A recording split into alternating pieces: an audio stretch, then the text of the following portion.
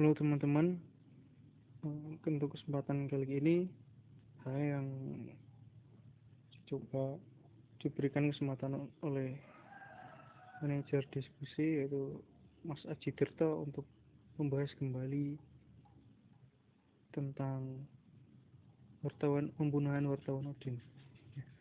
Untuk judul materi yang akan saya bawakan, saya menggunakan judul membuka masalah-masalah dari kasus Udin. Ya, menurut saya dari satu kasus ini bisa ada beberapa masalah yang bisa dikupas. Nah, masalah-masalah seperti apa yang bisa dikupas dari kasus pembunuhan wartawan Udin ini?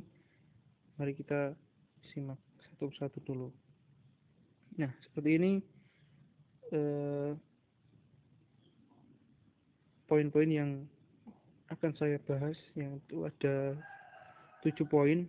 Ini yang pertama, pengenalan, ada kronologi pembunuhan, yang ketiga ada sebab pembunuhan, 4 pengusutan atau advokasi, yang kelima contoh kasus lain, 6-nya ada poin-poin lanjutan, yang 7 adalah penutup. Nah, kita mulai dari yang pertama, yaitu pengenalan.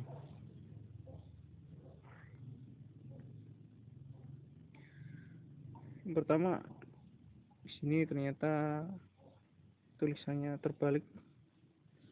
Karena Fuad Muhammad Syafruddin atau yang bisa dipanggil Udin itu lahir di Bantul 18 Februari 1964 dan meninggalnya juga di Yogyakarta, tepatnya di Rumah Sakit Bethesda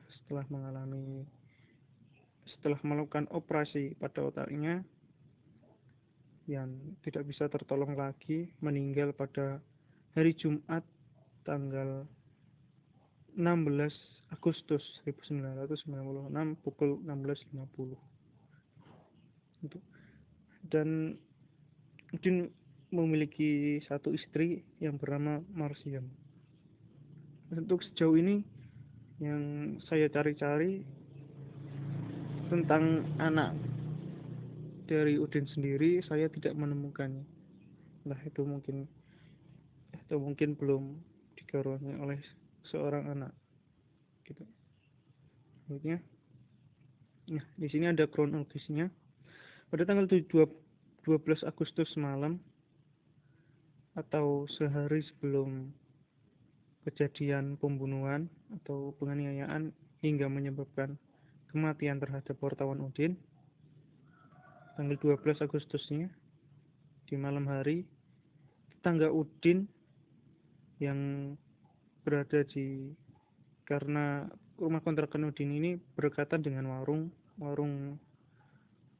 yang pemiliknya bernama Nyonya Ponikem gitu. Nah, dari situ beberapa tetangganya Udin melihat ada orang yang masuk ke rumahnya Udin, ke kontrakan yang dihuni Udin. 2 orang ini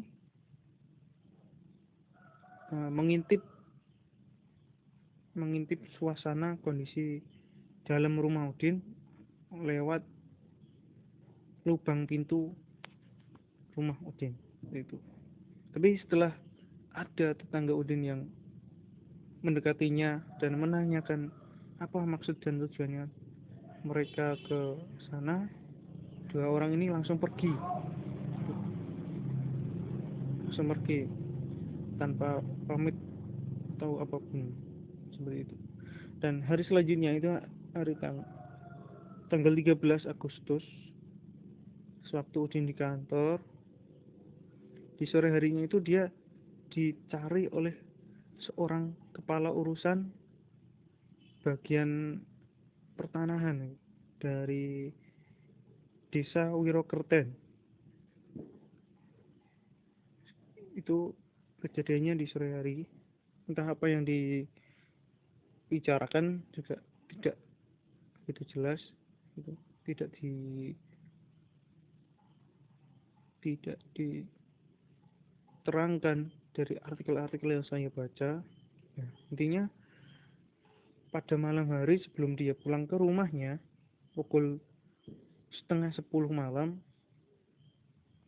Udin itu merasa gelisah, ya, merasa gelisah sebelum pulang ke rumahnya.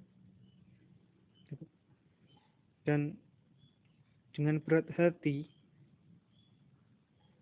dan rasa gelisah yang masih menyerang dirinya, dia pulang ke rumahnya dengan menggunakan motor Tigernya yang berwarna merah hati. Dan beberapa jam setelah sampai di rumah, ada 2 tamu laki-laki yang datang ke rumahnya. Awalnya bukan langsung Udin yang membukakan pintu untuk sang tamu itu. Awalnya istrinya yang bernama Marsiam itu yang membukakan pintu untuk kedua tamu itu. Nah, karena dia bilang mereka berdua ini mencari Udin, dan setelah itu istrinya memanggil Udin itu dari dalam rumah. Udin dan istrinya bergantian, tidak kedua-duanya menemui tamu ini. Ya. Jadi setelah Marsiam memanggil Udin, dia masuk ke rumah untuk menyetrika, gitu, menggosok pakaiannya. Tapi selang beberapa saat setelah Udin menemui tamu ini, Marsiam mendengarkan suara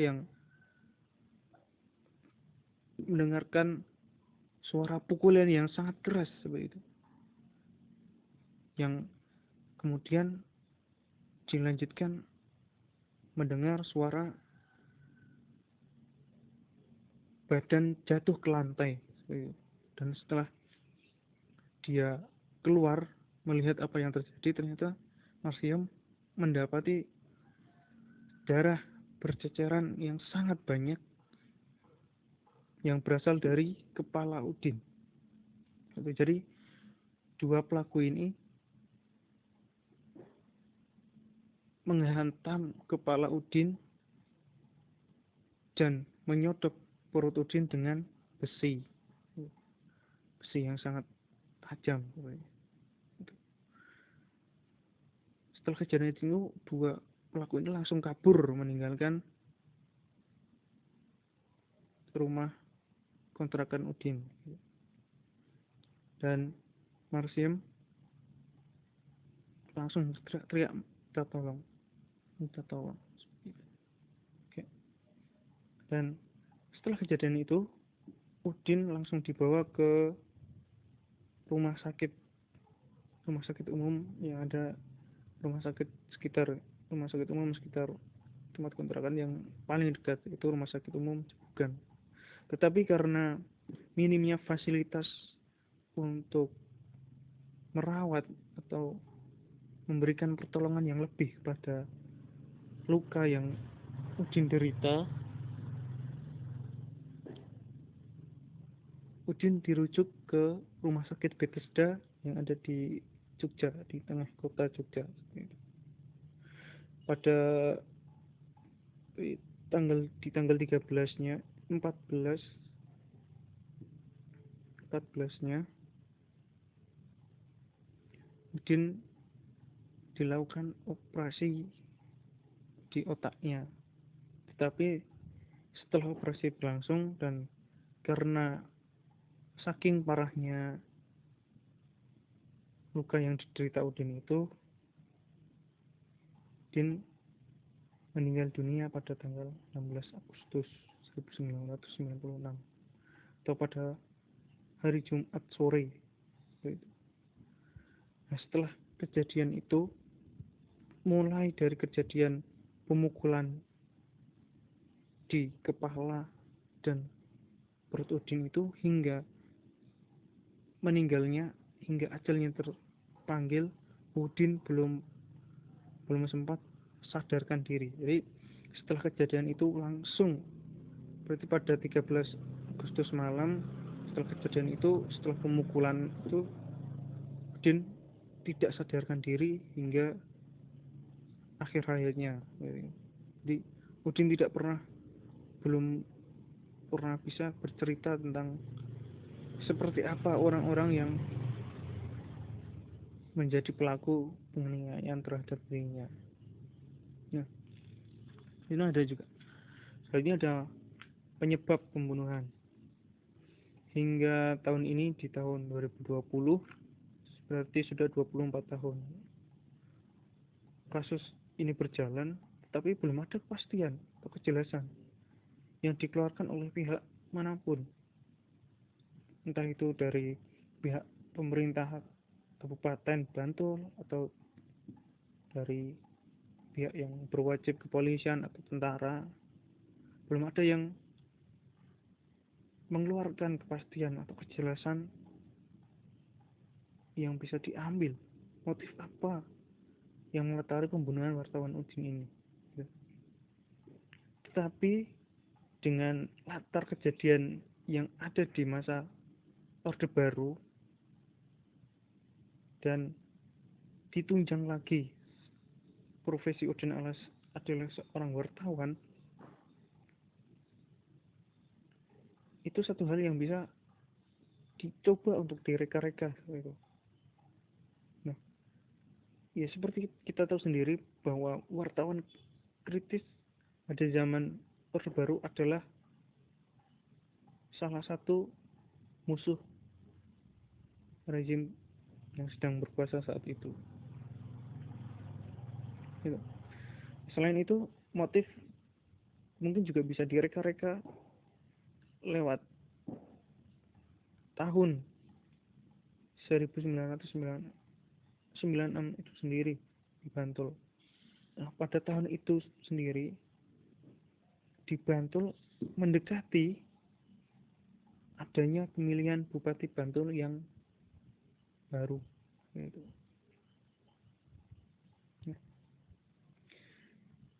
Karena profesi Udin yang sebagai wartawan dan sangat-sangat kritis terhadap kebijakan pemerintah pusat, pemerintah daerah, dan kebijakan-kebijakan militer, tulisan-tulisan Udin ini yang dimuat di harian Bernas sangat sering membuat pejabat pemerintahan yang mengetahui tulisan-tulisan tersebut menjadi geram, menjadi emosi, dan menjadikan kuping-kuping atau telinga-telinga mereka itu masa panas, hingga ada rasa yang mungkin bisa bertujuan untuk menghilangkan orang-orang kritis seperti Udin ini. Nah, sebelum dianiaya, Udin itu sudah menuliskan beberapa berita yang dirasa sangat mengganggu petahana jika kita ambil dengan konteks pemilihan bupati, pemilihan kepala daerah di Bantul pada waktu itu. Gitu. Nah, di sini ada beberapa judul tulisan Udin yang dianggap sangat mengganggu kemulusan pencalonan petahana. Pada waktu itu Bantul pada tahun 96, Bantul dipimpin seorang bupati yang berasal dari kalangan militer yang bernama Sri Roso Sudarmo.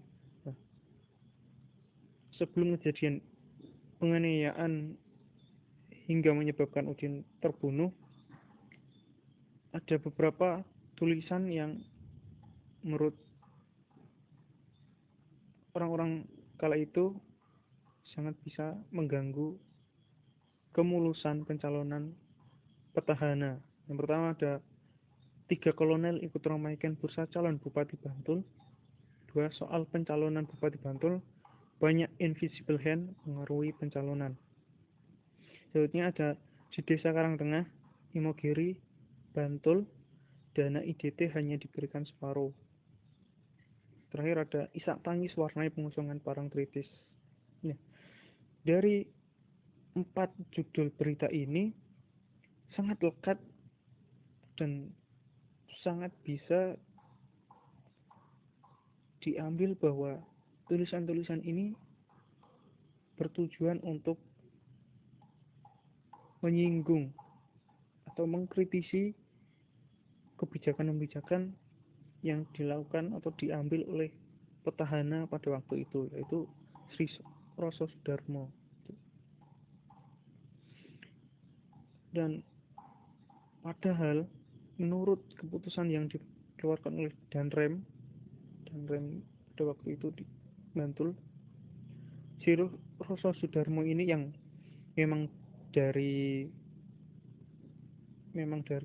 militer, dia akan kembali dipindah tugaskan di kota lain, di daerah lain.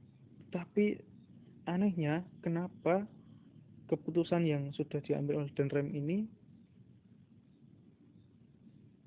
masih bisa dimentahkan oleh Sri Roso Sudarmo sendiri dengan kembali mencalonkan dirinya sebagai calon bupati di periode keduanya. Itu ya. Karena sejauh ini hampir genap 24 tahun kasus Udin berjalan, tetapi tidak ada kejelasan kasus yang diungkap, yaitu motifnya apa, belum jelas dikeluarkan oleh pihak-pihak yang berwenang. Kita sebagai awak pers mungkin saja bisa mereka atau menyimpulkan, menduga-duga seperti itu, bahwa motif pembunuhan wartawan Udin adalah motif ketidaksukaan atas berita yang dibuat Udin agar kepentingan politik penguasa saat itu atau petahana Sri Roso Sudarmo tetap aman. Gitu. Ya. Dalam pengusutan atau advokasi usaha untuk memecahkan masalah Udin ini sudah beberapa kali dilakukan oleh pihak-pihak yang berwajib, yaitu kepolisian atau pihak-pihak dari tentara atau militer. Dan sejauh yang pernah dilakukan, ada 2 nama yang dimunculkan oleh pihak berwajib yang sampai pada pengadilan. Yaitu yang pertama ada Tri Sumaryani. Tapi dua orang yang dimunculkan oleh pihak berwajib atau kepolisian ini hanyalah orang-orang yang dikambing hitamkan oleh pihak kepolisian agar dia berasa tidak lepas tangan dari kasus pembunuhan wartawan Udin ini. Jadi yang pertama, polisian mengkambing hitamkan Tri Sumaryani. Tri Sumaryani adalah salah satu tetangga Udin yang mengaku bahwa dia bermain api dengan Udin sehingga menimbulkan amarah suami Tri Sumaryani ini untuk melakukan penganiayaan pada Udin. Tetapi faktanya adalah kejadian itu hanya rekayasa saja. Fakta sebenarnya adalah Tri Sumaryani ini diiming-imingi sejumlah uang untuk mengakui bahwa dia bermain api dengan Udin. Dan sebenarnya sama sekali tidak ada kejadian itu. Sama sekali kejadian pembunuhan atau penganiayaan Udin yang dilakukan oleh suami Tri Sumaryani ini tidak ada sama sekali. Dan yang kedua adalah Dwi Sumaji atau Iwi. Nah, persidangan yang melibatkan Iwi ini berjalan cukup panjang, hampir 1 tahun persidangan yang melibatkan Iwi ini. Salah satu alasan yang menjadi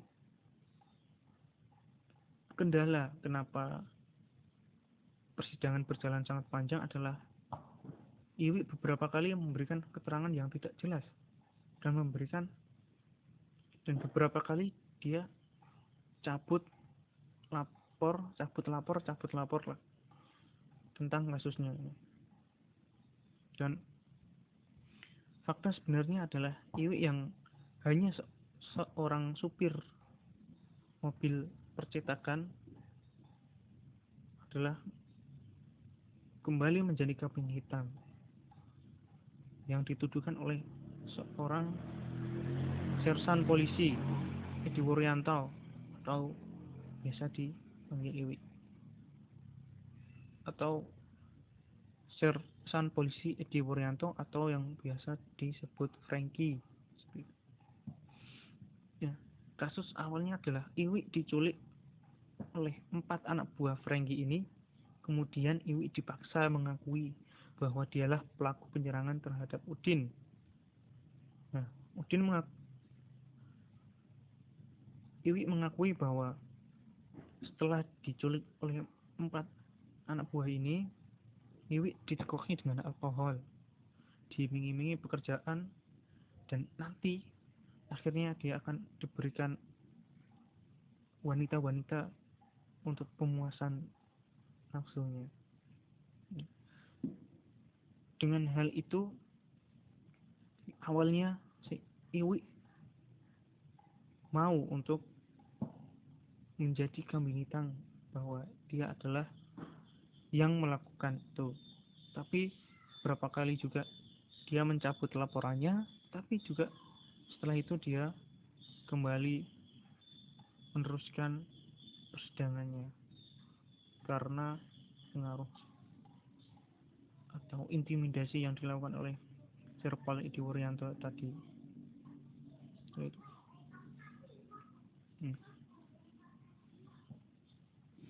Mungkin seperti itu dulu. Hasilnya itu ada Undang-Undang 40 tahun 1999. Ya. Memang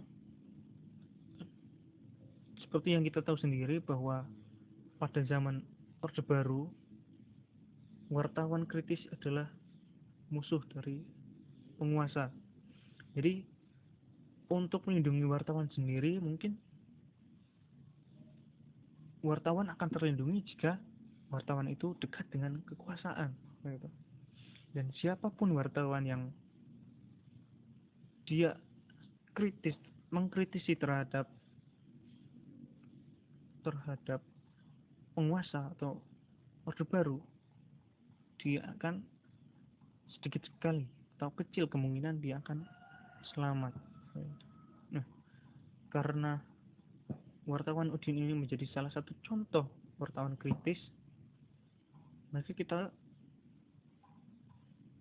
tahu sendiri akhir drama atau akhir kehidupan dari wartawan itu sendiri. Ya.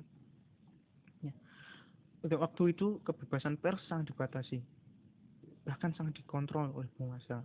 Sebagai contoh, stasiun televisi hanya ada satu, yaitu TVRI, dan itu pun media milik pemerintah itu sendiri. Dan contoh lain bahwa wartawan atau kebebasan pers pada zaman Orde Baru itu sangat dikontrol, yaitu adanya SIUPP atau Surat Izin untuk Penerbitan Pers, yang mana kebijakan itu sangat membatasi gerakan awak media atau gerakan pers. Karena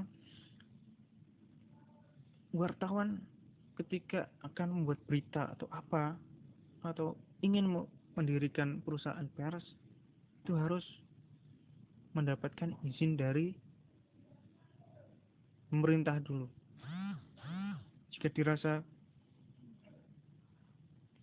pemerintah wartawan ini atau perusahaan pers ini sangat atau bisa mengganggu, saja perusahaan-perusahaan itu tidak diberikan izin untuk terbit, tidak diberikan izin untuk berdiri atau mencetak produk-produknya.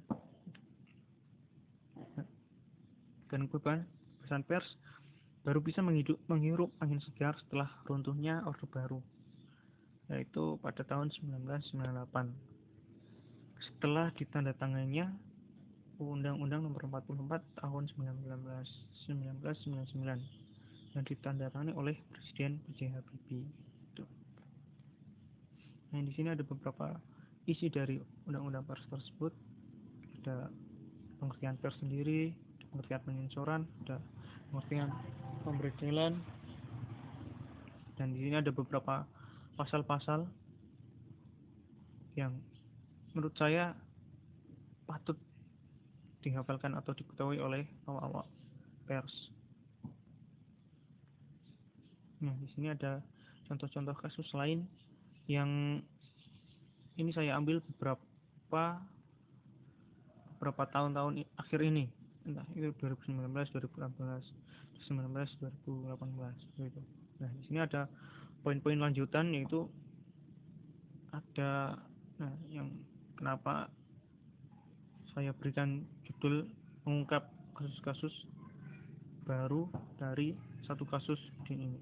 Yang pertama ada tentang kasus korupsi Orde Baru, yang kedua ada peran militer pada masa Orde Baru, yang ketiga ada kelanjutan pemilihan Bupati Bantul periode 1996 sampai 2001, dan terakhir saya berikan bahan diskusi, yaitu relevansi negara demokrasi dengan kasus kekerasan terhadap wartawan di Indonesia. Nah, itu yang ini saya berikan beberapa link yang bisa kalian pelajari lagi. Ya, saya kira demikian dulu penjelasan yang bisa saya berikan untuk kalian terhadap materi yang saya tulis, yang saya susun, itu tentang